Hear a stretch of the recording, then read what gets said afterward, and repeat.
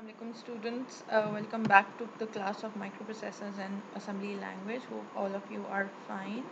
Um, in continuation of last video, which was on instruction set, we are discussing the remaining instruction sets in this video, and this will be the last video in this series.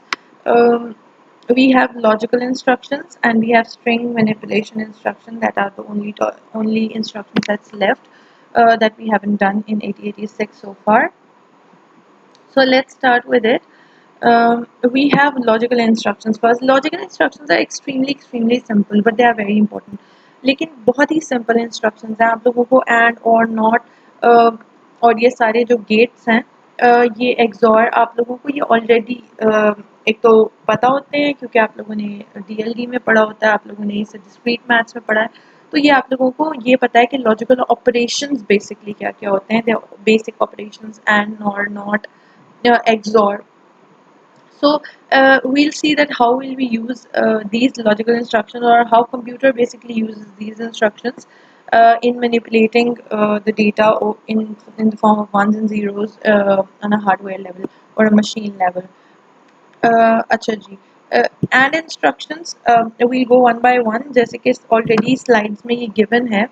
मैंने जैसे पहले कहा, इसमें से सारी की सारी जो इंस्ट्रक्शंस हैं उनको हम वन बाय वन डिस्कस करेंगे, बिकॉज ऑब्वियसली आपने इसको इसमें सारी ही इंस्ट्रक्शंस जो हैं वो they need a slight review from my side. Okay, and instruction simple and operation. If you you operate it on two registers A and AL comma BL, that means कि A और B का and जो है वो store हो जाएगा A में. Now here it is very important to understand that logical operations here. अगर आप लोगों ने bitwise logical operations, bitwise and bitwise और C++ में पढ़े हुए हैं, तो आपको याद होगा कि वो जो ऑपरेशंस होते थे वो बिट बाय बिट अप्लाई होते थे. Same operation bit by bit. मैंने एग्जांपल्स लिखी हुई हैं, उसके साथ जब हम करते हैं तो आप लोगों को ज़्यादा क्लियर हो जाएगा. दैट मीन्स कि एंड ऑपरेशन अप्लाई होगा और जो रिजल्ट है that will be stored again in destination over here. Then again अगर और है तो और ऑपरेशन परफॉर्म होगा और रिजल्ट स्टोर हो जाएगा ए में. अगर आपने दो रजिस्टर्स के ऊपर एक्सॉर अप्लाई किया है तो एक्सॉर का ऑपरेशन परफॉर्म होगा और वो एल में स्टोर हो जाएगा. सिमिलरली अगर नॉट ऑपरेशन है, simple the whole data will be complemented, first complement उसका होगा और वो क्या होगा, ए एल में स्टोर हो जाएगा.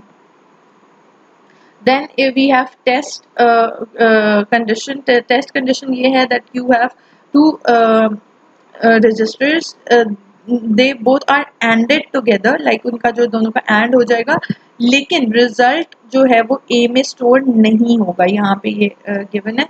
It will only affect the flag actually. Let's see how it works. आप लोगों की आसानी के लिए मैंने यहाँ पे छोटे छोटे अगर ब्लॉक्स, आप लोगों को किसी को अगर याद नहीं है कि एंड और के जो होते हैं ट्रुथ टेबल है वो क्या होता है, तो that is available over here. मैंने इसीलिए इनको यहाँ पे अटैच कर दिया. उसके नीचे उनका वो भी लिखा हुआ है, लेबल लिखा हुआ है कि वो एंड और एक्सॉर एंड नॉट का ट्रुथ टेबल है. Let's see the examples one by one. And while we are doing examples, we are actually seeing that the applications of these operators in assembly language. तो उसके साथ साथ आपको ये भी पता चल जाएगा कि वो ऑपरेशन परफॉर्म कैसे हो रहा है. फॉर इंस्टेंस आपको एक प्रोसेसर ने क्या करना है, क्लियर करने हैं लोअर निबल को. Lower nibble needs to be cleared. ये आपके पास डेटा था, सिर्फ ये डेटा है. अभी आप ये देखें, सिर्फ ये ना देखें, नीचे वाला पोर्शन ना देखें. Data is 00110101. ये आपके पास data and I see say to you that clear the zero nibble, sorry lower nibble. Clear the lower nibble means कि आपने ये 4 बिट्स जो है उनको जीरो कर देना है विदाउट एक तो ये हो सकता है कि आप उसको मल्टीप्लाई कर दें जीरो से, but then again the whole data will be multiplied with zero. Then what comes here is the logical operation. आप सिंपल अगर एंड गेट को ऑब्जर्व करें तो उसकी एक प्रॉपर्टी है, fix this like this column or take B as a data and consider this one, कि अगर आप किसी भी डेटा को ऑपरेट करें एंड करें विद ज़ीरो, किसी भी डेटा को अगर आप एंड करें with zero, that becomes zero, right. और अगर आप किसी भी तरह के डेटा को, obviously that data can be 0 और 1 क्योंकि ये बुलियन ऑपरेटर पे ही ऑपरेट होता है। सो अगर आप किसी भी डेटा पे ऑपरेट करें को एंड करें विद 1, तो दैट रिमेन्स द सेम, क्योंकि उस पर कोई भी चेंजेस नहीं आते। 0 remain the 0 and 1 remain the 1। So that is why what I did was that I took this data and I ended it with a data जिसकी lower nibble जो है वो 0 है, क्योंकि हमने इसको 0 करना था।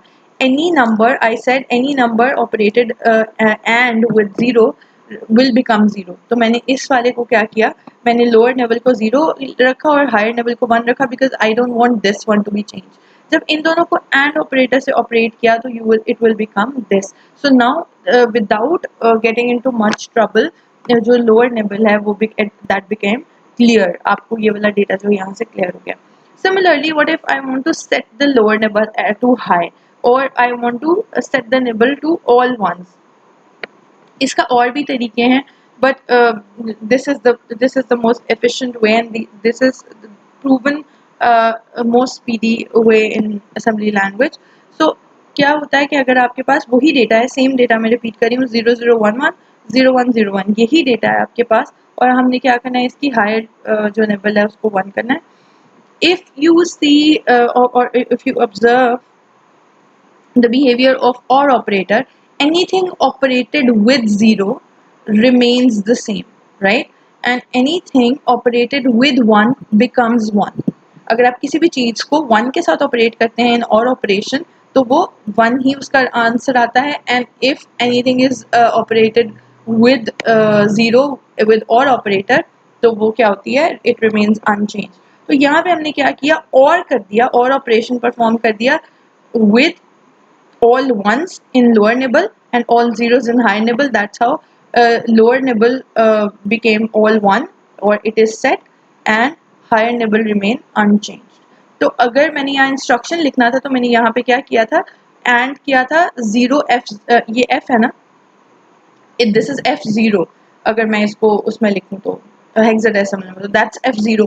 f से पहले 0 इसलिए लिखा हुआ है कि f is somehow obviously letter, लेकिन यहाँ पे एज अ नंबर यूज हो रहा है हेक्साडेसिमल। तो हमेशा जब भी हम जो लेटर्ड स्टार्टेड नंबर है हेक्साडेसिमल, उससे पहले 0 लगाते हैं। अगर मैं यहाँ पे 0f लिखती तो 0 पहले आता, तो दैट मीन्स कि वो आइडेंटिफाइबल है, लेकिन इसको वो एज अ f को एज अ इंस्ट्रक्शन भी कंसिडर कर सकते हैं। दैट्स वाई यू राइट, जो लेटर्ड नंबर्स होते हैं उससे पहले आप हमेशा 0 लिखते हैं। यहाँ पे 0f है तो दैट इज ऑलरेडी, इसमें मैंने क्या किया था, मैंने al को ऑपरेट किया और किया al को 0f के साथ, तो इट बिकेम दिस नंबर।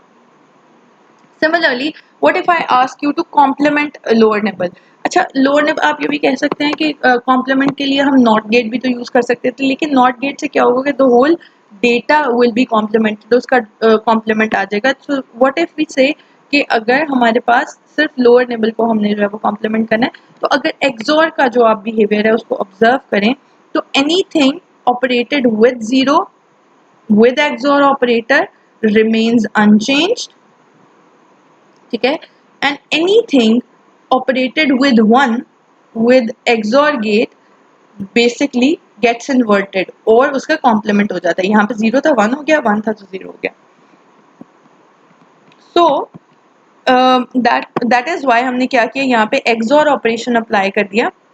1 1 के साथ जब हमने अप्लाई किया तो it became 0, lower nibble basically क्या हो गई, invert, and this whole thing will remain 0, क्योंकि आप इसको चेंज नहीं करना चाहते। सिमिलरली आप ये भी कर सकते थे कि इसको हायर निबल पे, ये सारे ऑपरेशंस हायर निबल पे भी अप्लाई हो सकते हैं। Similarly it will be inverted somehow. And what if you just want to change one bit, अगर आप सिर्फ एक बिट चेंज करना चाहते हैं, सिर्फ इस बिट को मैं क्लियर करना चाह रही हूँ, तो आई कीप एवरीथिंग 1 यहाँ पे, but I will change this to 1। तो अगर मैं इस बिट को चेंज करना चाह रही हूँ सिर्फ एक बिट के लिए भी आप ये ऑपरेशन इसी तरह से अप्लाई कर सकते हैं, ठीक है। Now go on to the other instructions. अब आप लोग ये सारी जो इंस्ट्रक्शंस हैं इनको ऑब्वियसली देख लेंगे।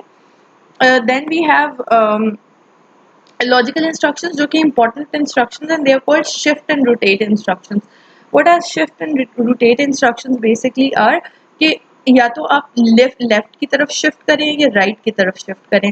जैसे अज्यूम कि आप एक फर्स्ट रो अज्यूम करें जिसमें मेंबर्स बैठे होते हैं. ठीक है, एक फर्स्ट रो है कहीं एक किसी सिनेमा में, कहीं थिएटर में, और फर्स्ट रो में किसी हॉल में, और वहाँ पे आपके फर्स्ट रो में लोग बैठे हैं, और अगर वहाँ से कोई और आता है जिसको राइट साइड से जगह नहीं मिली तो वो first and he wants to be on the first place, तो क्या होगा, हर कोई अपनी अपनी जगह से एक एक स्टेप जो है, एक एक स्टेप शिफ्ट हो जाएगा टुवर्ड्स राइट और लेफ्ट, और वो जो इंसान है वो वहाँ पे ऑक्यूपाई कर सकता है अपनी जगह को. Similar is the case with shift and rotate instruction. Shift का मतलब ये है कि हर बिट जो है, अभी डायरेक्शन की हम बात नहीं करते, डायरेक्शन की बात हम स्पेसिफिक इंस्ट्रक्शंस में कर लेंगे.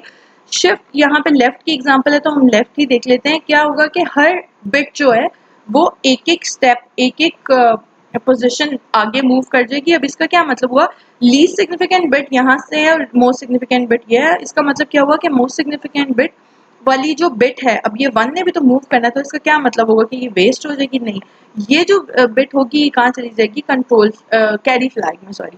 ठीक है, so this is not basically wasted और it is not removed but it is move to carry flag.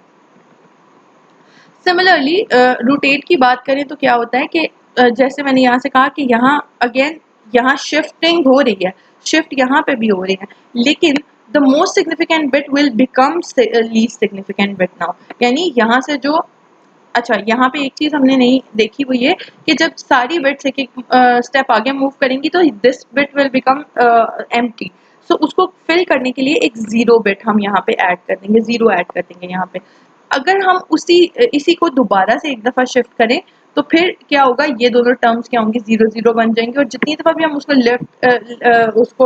Left shift करते जाएंगे वहां जीरोस ऐड होते जाएंगे लेफ्ट की तरफ. सिमिलरली रोटेट के लिए क्या है कि रोटेट में मोस्ट सिग्निफिकेंट बिट जो है वो लीस्ट सिग्निफिकेंट बिट बन जाती है. कैरी फ्लैग में भी जाती है लेकिन जो मोस्ट सिग्निफिकेंट बिट होती है वो लीस्ट सिग्निफिकेंट बिट हो जाती है.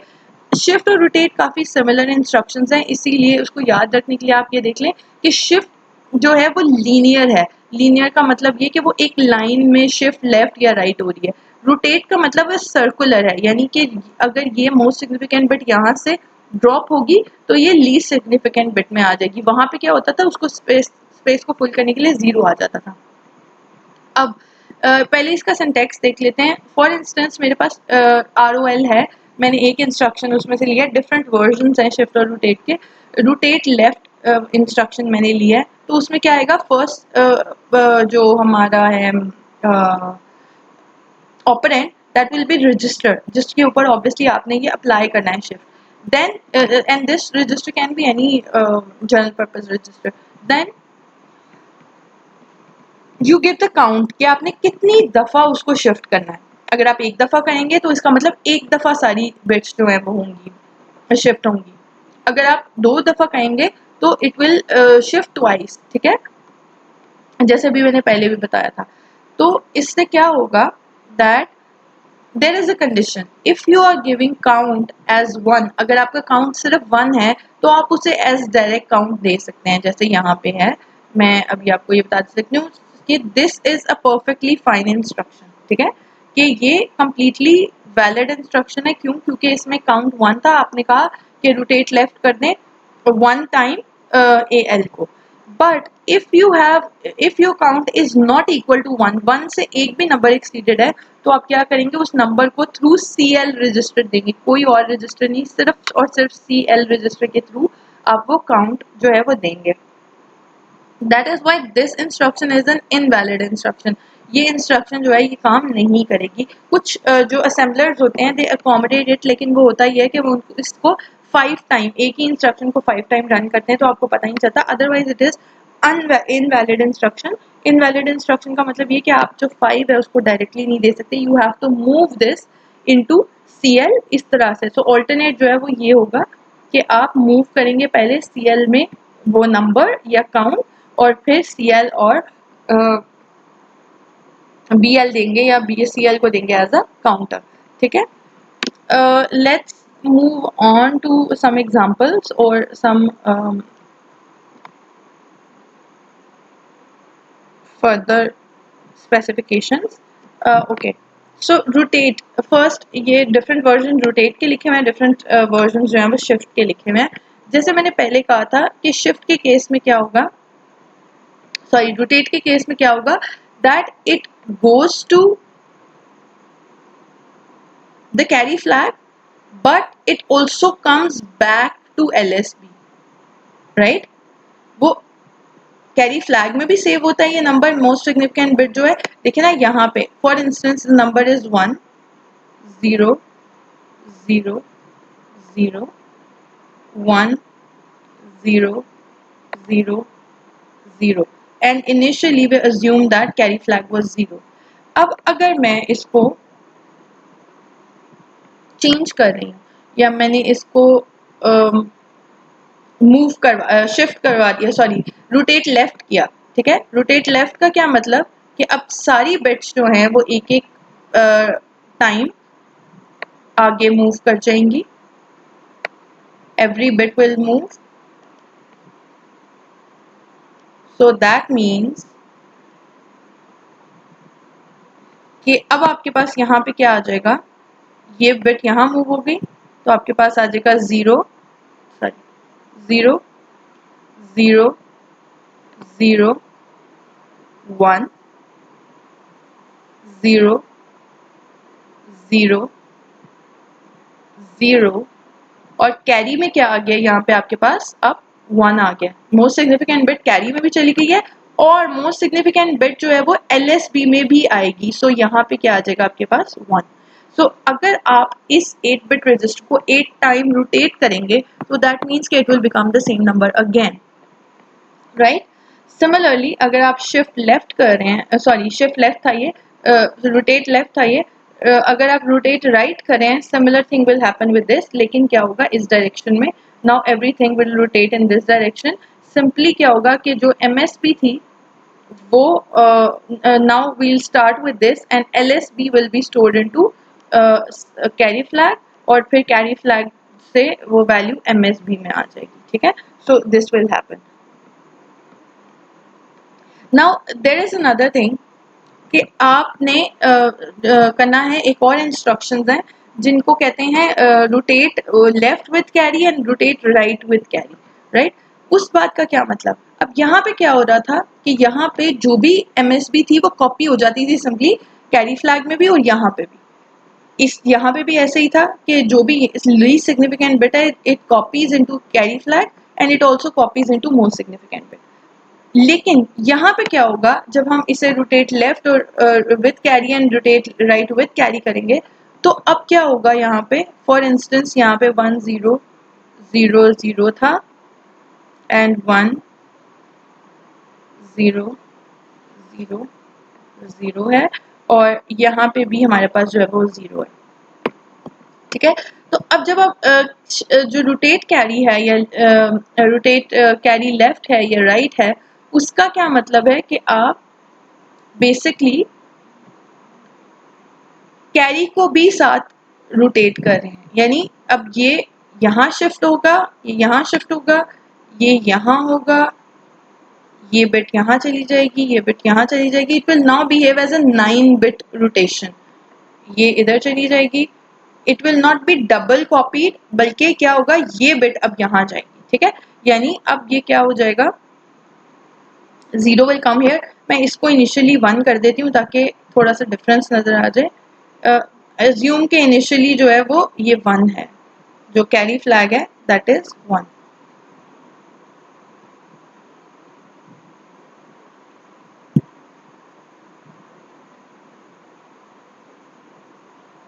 Anyways assume carry flag is 1. तो फिर आपके पास क्या होगा, यहाँ पे 1 ने यहाँ आना है लीस्ट सिग्निफिकेंट बिट में. This will become 1 0 0 0 1 0 0 0 and 1, right. ये वाला जो 1 था अब वो कहाँ शिफ्ट हो जाएगा, कंट्रोल कैरी फ्लैग में. लेकिन बाय चांस था कि यहाँ पे भी 1 था और now this will be going over here, right? So that's how rotate with carry and rotate left with carry and right with carry will actually be here. Similarly, shift में simply क्या होगा? Shift again same ही है. इसमें सिर्फ ये है कि movement is linear. Movement is basically linear. कि आपका जो एक वो है, जितनी भी bits हैं वो यहाँ पे क्या कर रही हैं? Left move कर रही हैं, ठीक है? और लेफ्ट मूव करके क्या होता है कि वो जो मोस्ट सिग्निफिकेंट बिट होती है वो कैरी फ्लैग में आ जाती है. अगेन मैं देखती हूँ अगर वो हम एग्जांपल दोबारा से ले लें 100 वाली 1000 और यहाँ पे मैं इस दफ़ा ऐसे करूँगी 0111, ठीक है. This is an example. और एज्यूम के हमारे जो कैरी फ्लैग है वो इनिशियली 1 था, 0 था. So now what will happen is that everything will be shifting to one bit. That means कि ये become 1 1 1 0 0 0 0 and this will be shifted to carry flag. Now this space is empty. तो इसको fill करने के लिए rotate में क्या होता था कि मोस्ट सिग्निफिकेंट बिट ही इसमें आ जाती थी, लेकिन यहाँ पे क्या होगा, व्हाटएवर इट इज यहाँ पे 0 ही आएगा.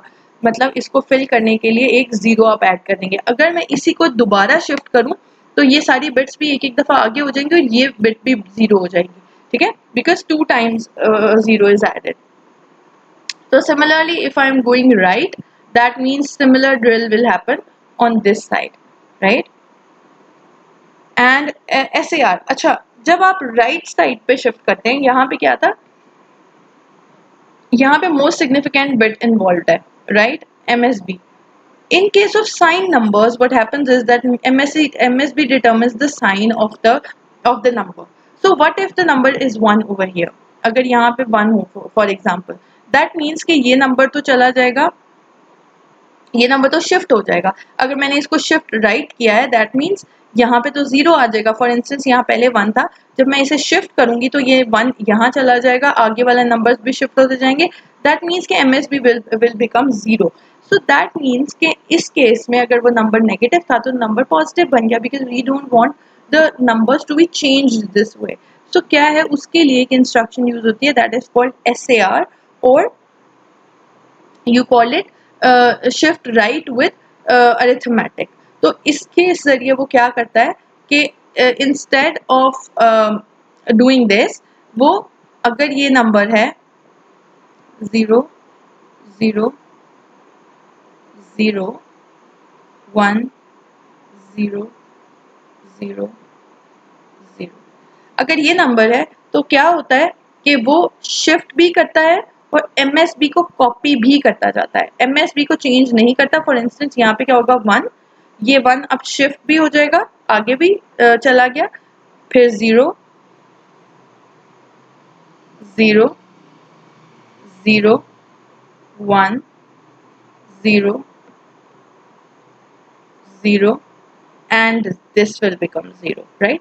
अच्छा, अब इनकी एग्जांपल्स मतलब हम ये देख तो रहे हैं, लेकिन इनको क्यों यूज करते हैं? रोटेट की जो इंस्ट्रक्शन है, for instance even before the architecture 8086 architecture, basically there were no MAL और हमने पढ़ा था MUL, सॉरी मल और डिविजन की इंस्ट्रक्शंस नहीं थी.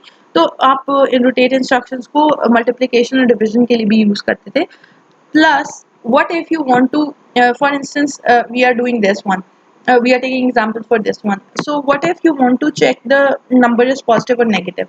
So, what you will do is rotate it right, check the carry flag. If the carry flag is 1, that means the number was negative. If it is 0, that means number was positive. Similarly, if you actually अगर आपने पहले rotate left किया है तो अगर आप उसे दोबारा रोटेट राइट कर देंगे तो that will become the same number again. ये बिट है वो वहाँ पे वापस शिफ्ट हो जाएगी.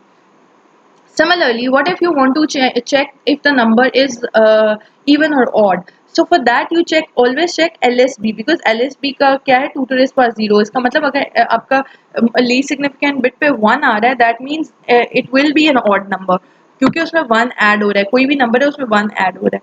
So that means कि least significant bit को check करना है. So what you will do is कि you will rotate it right and you will check the carry flag. अगर तो वो 1 होगा, that means कि it will be odd number. If it is 0, that means it is an even number. So similar examples are there for which these shift and rotate instructions are used already. Alright. I hope there is no issue in these instructions. So the last instructions in this set is a string instructions. String instructions are very important instructions in terms of that they are very powerful instructions. How are they powerful? I'll tell you meanwhile. Whenever if you remember, मैंने आप लोगों को एक दफ़ा एक task दिया था जिसमें आपने एक ब्लॉक ऑफ डेटा को कॉपी करवाना था from one segment and you have to copy it into the other segment. And if you remember, you used loop over there, and it was a little lengthier program than the other ones. Like if you write a complete program, वहाँ पे आप लोगों ने सिर्फ instructions लिखी थी. लेकिन if you complete it into a program, तो वो it will be a much longer program than the other ones. So what happens is string instruction. String का मतलब ही क्या होता है? It is a combination of characters. It is not one character. It is not one byte, one word, one or something. It is a combination of them. Combination of data of characters. So whenever we have string operations, we know that it works on a block of data or it works on a combination of something, combination of characters. Obviously जब memory में कहीं store हुई होती हैं चीज़ें, they stored byte in terms of bytes. Like every place is stored as one byte. तो उसका जो अगर आप कहें कि एक block होता है, that becomes a string. Like it stores a string. A block of any segment will store multiple characters. So that's how we can operate, or we can apply these instructions, string instructions, or to manipulate blocks of data. Now there are 5 major instructions, 5 major operations, string operations जो होते हैं. Move as is move string. ये अभी मैं आपको आगे बताती हूँ कि इसके variations क्या क्या हैं. Move string, load string, store string, compare string, and scan string. There are only 5 operations which of string manipulation. ये जो लिखे हुए हैं REPZ, REPNZ, ये मैं अभी आपको आगे जाके बताती हूँ. They are actually prefixes of the instructions. They are not actual string instructions. तो मेन string operation कितने हैं? 5 हैं. Move string, load string, store string, compare string, and scan string. One by one हम इनको डिस्कस करते हैं. But before that मैं आप लोगों को एक तो कंपल्शंस बता दूं स्ट्रिंग ऑपरेशंस की. That string of in when you have to manipulate the string or you have to apply this operation onto some strings, the data, the source segment must be data segment, and destination segment must be extra segment. मैं इसके साथ यहाँ पे लिख देती हूँ कि this must be source and this must be the destination.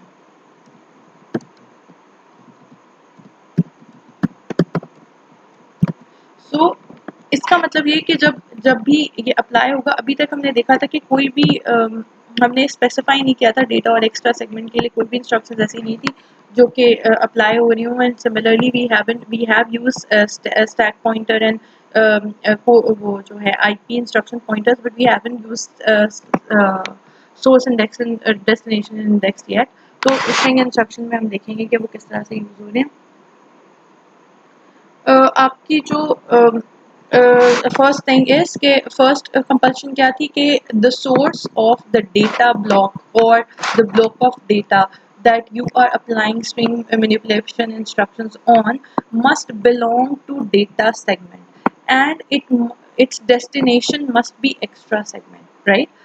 उसके बाद ये कि जो भी उसका definitely whenever you are talking about, अगर वो ब्लॉक ऑफ डेटा है ही डेटा सेगमेंट में, तो उसका offset address will be given by SI और सोर्स इंडेक्स. यही होता है ना डेटा सेगमेंट का ऑफसेट रजिस्टर जो है वो सोर्स इंडेक्स ही होता है ना, that is source index, and destination index is the offset register of extra segment.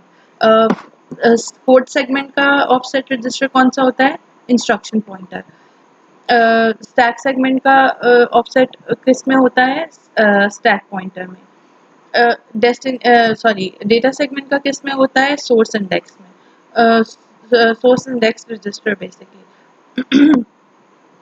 And extra segment का किस में होता है? डेस्टिनेशन इंडेक्स में, इंडेक्स रजिस्टर में। And then there is another one which is base pointer, जो कि again stack पे काम करता है, ये हम पहले भी ऑलरेडी देख चुके हैं। Okay, so there are certain instruction, मैंने कहा 5 इंस्ट्रक्शन होंगी। Move S, move string, load string, store string, compare string and scan string. सबसे पहले हम मूव को देखते हैं। तो मूव का मतलब है कि moving from one, so from source to destination, simple copy paste की example जो होती है, basically that happens with move string move string instruction. Whenever you use move string means obviously it is working on a block of data, लेकिन what can it like handle?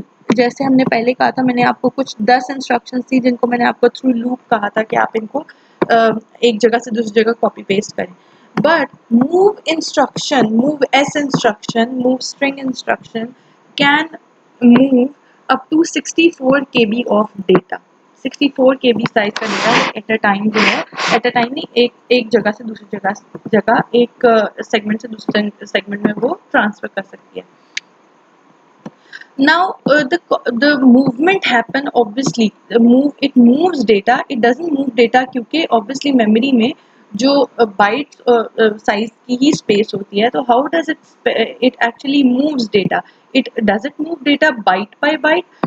Yes. Or either it moves in 8086, either it moves byte by byte or it moves word by word, right? यानी या तो at a time एक byte of data move होता है, या फिर at a time 2 bytes of data, या word 16 bits जो है वो मूव होते हैं। बट इवेंचुअली वो फुल डेटा ही मूव होता है। That is why since it is repeating, तो इसका प्रीफिक्स जो है वो REP या REPZ लिखा जाता है कि रिपीट अंटिल रिपीट। उसके काफ़ी सारे वर्जन हैं, जैसे लूप के वर्जन थे, तो या तो आप उसके स्टार्टिंग में, that is why it is called string prefix, that it is written before the instruction कि repeat this instruction for source and destination provided। यहाँ पे आप उसका एड्रेस देते हैं, यहाँ पे आप सोर्स इंडेक्स लिखेंगे। सो REPZ उसकी वर्जन्स जो हैं वो स्लाइड्स में गिवन है। सो डिफरेंट वर्जन्स के REPZ ज़ीरो फ्लैग्स, अगर ज़ीरो है, अगर इक्वल हैं या नहीं है, तो you actually move them accordingly. So move as again क्या करता है? Copy and pasting sort of a task, that you copied the data from one from source and you moved it to the destination. Source must be data segment, destination must be extra segment. Address of offset address of source must come from source index, and offset of destination must come from data index, destination index, right? Similarly, अब अगर हम बात करें कि load क्या कर रहा होता है, on the other hand, what load does is that it copies that data into accumulator and then we store it back to the destination. Like load and store क्या करते हैं, इसी काम को 2 steps में divide करके करते हैं। load and store की commands usually जो है वो simultaneously ही use होती हैं। Why? Because आप क्या कर रहे हैं, you are basically, what if आपने move के साथ आपने क्या किया, this block of data is basically without knowing कि ये data क्या है, you just moved it to the destination. But what if you want to read that data, do some manipulation on it and then you want to copy it back to the destination? So उस case में आप क्या करते हैं, you load the data into accumulator, you apply some operations on it and then you move it back to destination. What if आपने जो भी यहाँ पे data पड़ा हुआ है into this chunk into this block, you want to multiply it with 2, you want to multiply each bit with 2. तो आप क्या करेंगे, you are loading it, load string, again you read it as load string, you load that string, obviously you write repeat with it क्योंकि वो byte by byte या word by word इसमें जो है वो move होगा, and then you will apply manipulation or you multiply it with 2, and then the result will be stored into destination using store s, store string operation, right? A move string, load string and store string. हमने देख लिया load का क्या operation है, that it loads data or reads the data from source index and source um, sorry data from data segment, and it basically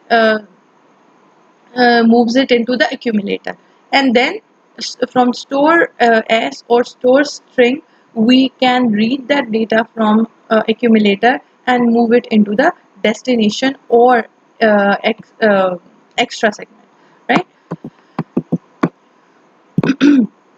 Now in that case we have only two instructions left. One is compare and one is scan instruction. Now what is a compare instruction? Compare instruction simply compares one by one, like byte by byte. It actually before I go on to this, I should tell you something जो कि मैंने शायद miss कर दिया, that each of these instructions actually exist or used into two formats. move s b for move string byte, यानी यहाँ इससे क्या होगा, बाइट बाय बाइट जो भी ऑपरेशंस परफॉर्म होंगे होंगे, यानी मूव स्ट्रिंग बाइट का मतलब कि एट अ टाइम एक बाइट डेटा जो है वो मूव हो रहा है, ओवरऑल तो वो पूरा का पूरा ब्लॉक ही मूव होगा। एंड मूव स्ट्रिंग वर्ड का मतलब कि एट अ टाइम जो है वो वर्ड बाय वर्ड जो है वो ऑपरेशन, वही सेम ऑपरेशन परफॉर्म हो रहा है। Similarly all these instructions are also present, can also be used into these formats like load string byte, load string word. So if I say load string byte, यहाँ पे मैं byte की बात करूँ तो ये क्या करेगा कि बाइट बाय बाइट यहाँ पे ये जितनी भी बाइट्स होंगी इनको वन बाय वन कंपेयर करेगा विद ईच अदर। कंपेयर का अगेन हम फंक्शन ऑलरेडी पढ़ चुके हैं कि compare is basically subtracting the two and then seeing the checking the flag. Which flag do you check? You check the zero flag, क्योंकि अगर zero flag कब one होगा, जब आंसर जो है सब्ट्रैक्शन का आंसर है दैट विल बी जीरो, तो आपके पास जीरो फ्लैग जो है वो वन हो जाएगा। अदरवाइज आंसर नॉन जीरो होगा तो आंसर जो फ्लैग है वो रिमेन जीरो रहेगा। तो दैट मीन्स कि ये क्या करेगा, आंसर स्टोर नहीं करेंगी कंपेयर स्ट्रिंग इंस्ट्रक्शन, बल्कि it will compare the bytes और words one by one and then it will see whether the numbers are equal और नॉट। इसकी एग्जांपल क्या हो सकती है कंपेयर इंस्ट्रक्शन की? फॉर इंस्टेंस आप कहें कि जो पासवर्ड, ठीक है, passwords that you enter for the log in, for instance the log in the password is already, your password is stored into destination index, alright, and your the login at the time of login but you are entering is stored into destination source index, right? Sorry, source. So what you will do is, what compare instruction will do is that it will compare the both strings, and if it is matched, that means that your password is correct. If it doesn't match, that means it is not correct. So that's how that's the application where we use the compare instruction at hardware level or at assembly level, or that's how your processor actually performs that task. Similarly, last instruction is scas or it is called scan string instruction. यहाँ पे भी scan भी compare ही कर रहा होता है, लेकिन scan किससे compare कर रहा होता है? Scan basically compares the accumulator one by one with each of the destination strings.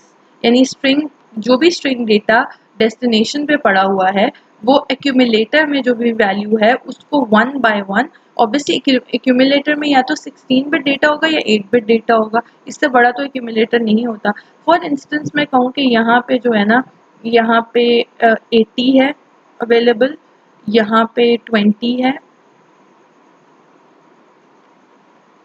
यहाँ पे 10 है। सो व्हाट योर एक्यूमुलेटर में फॉर इंस्टेंस 10 है ऑलरेडी, तो स्कैन की इंस्ट्रक्शन क्या करेगी, it will search basically, search इसकी एप्लीकेशन हो सकती है, that's how you search, that how your processor actually perform searches, कि वो क्या करता है, it is comparing whatever is an accumulator with each of these strings, और वो उसके साथ कंपेयर करके each of these bits sorry bytes, और it will compare it with the word, it will compare it depending on कि हम AL use कर रहे हैं या AX यूज कर रहे हैं। In case of byte version we use AL, and in case of word version we use AX, इसलिए यहाँ पे ये लिखा हुआ है, ठीक है। So what we do is through a scan instruction, scan manipulation instruction, आपका प्रोसेसर क्या कर सकता है कि it can search, it can compare whatever is an accumulator with the whole list available in the destination block, and then it can tell you whether any of this matches with this, ठीक है। so अगर accumulator में value जो है वो किसी भी इस वैल्यू से मैच करती है या नहीं, so that's how you perform search, or that's how your processor performs searches। एक और चीज़ है वो ये है छोटी सी, कि अगेन इन सारी इंस्ट्रक्शंस के साथ आप रिपीट के डिफरेंट वर्जन यूज़ कर सकते हैं, and then there is one more important thing that likewise, जैसे लूप में होता था कि लूप का काउंट देने के लिए आप हमेशा CX को यूज़ करते थे, सिमिलरली रिपीट इंस्ट्रक्शंस की कोई भी वर्जन है that uses CX for the count, again ये लूप ही है, रेपिटेशन ही है, but for string instruction you use repeats or version of repeats instead of loop or JNZ or JZ instructions, ठीक है। So with this instruction set is all completed of instruction of assembly language, and I hope we have discussed it thoroughly, we have discussed every nitty gritty of the instructions we studied, um, and I hope there will be no issues, and if there will be any issues you can discuss it with me in the online session. Okay ji, Allah Hafiz.